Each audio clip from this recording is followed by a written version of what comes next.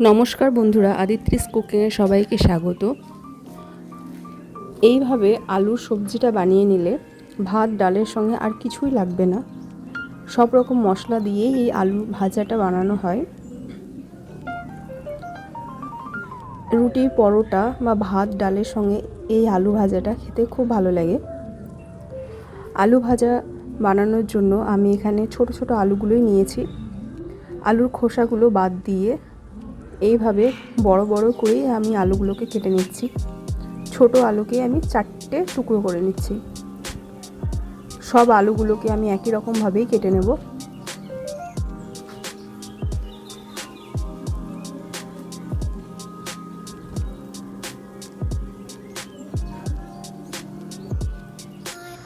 সব আলুগুলো কাটা হয়ে গেছে।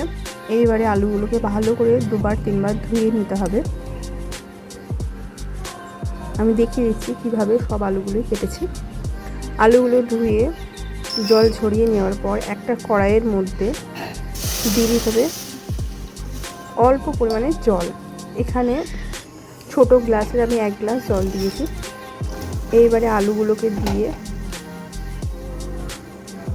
দেবো স্বাদ মতো নুন। এবারে নেড়ে চেড়ে ঢাকা দিয়ে আলুগুলো সেদ্ধ করার জন্য রেখে দেবো। গ্যাসটা মিডিয়ামে রেখে আলুগুলোকে সেদ্ধ করে নিতে হবে।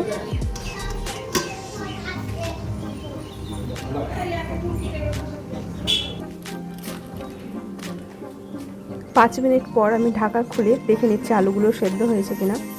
আলুগুলো ভালো মতো সেদ্ধ হয়ে গেছে। এবারে একটা পাত্রে আমি আলুগুলোকে নামিয়ে রাখবো।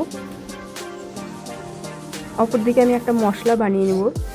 মশলার জন্য নিচ্ছি 1 চা চামচ গোটা জিরে, স্বাদ মতো ঝাল লঙ্কা আর আদা আর রসুন। দিয়ে দিচ্ছি কড়াইয়ে পরিমাণ মতো সর্ষের তেল, 2টো শুকনো লঙ্কা ফোড়নে দিয়েছি, 1 চা চামচ গোটা জিরে আর দিয়ে দিয়েছি পেঁয়াজ।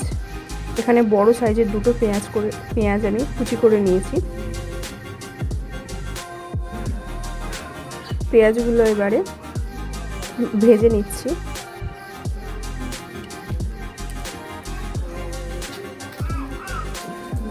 কিছুক্ষণ ভেজে নেওয়ার পর দিয়ে দিচ্ছি মশলাটা।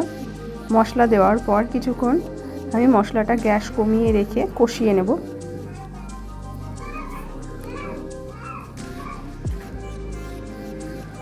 দিয়ে দিচ্ছি 1 চা চামচ হলুদ গুঁড়ো,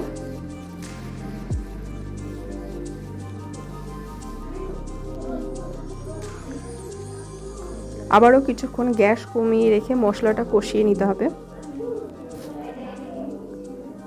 মশলা থেকে তেল ছেড়ে এসছে।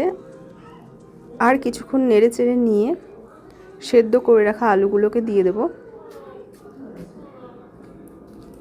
সেদ্ধ করে রাখা আলুগুলোকে দিয়ে সব কিছু মিশিয়ে নিয়ে এইবারে আলুগুলোকে ভেজে নিতে হবে মশলার সঙ্গে।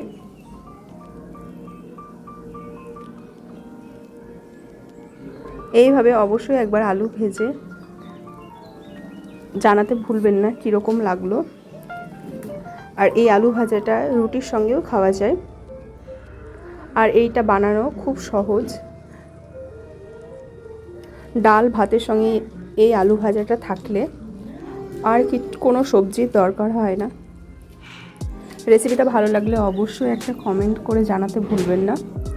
আর আমার চ্যানেলে নতুন বন্ধু হয়ে থাকলে চ্যানেলটাকে সাবস্ক্রাইব করবেন। আলুগুলো ভাজা হয়ে গেছে। এবার আমি একটা পাত্রে নামিয়ে নিচ্ছি।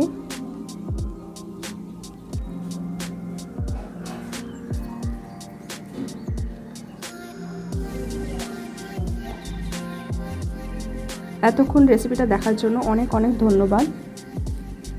আবারও দেখা হবে নতুন কোনো রেসিপির সঙ্গে।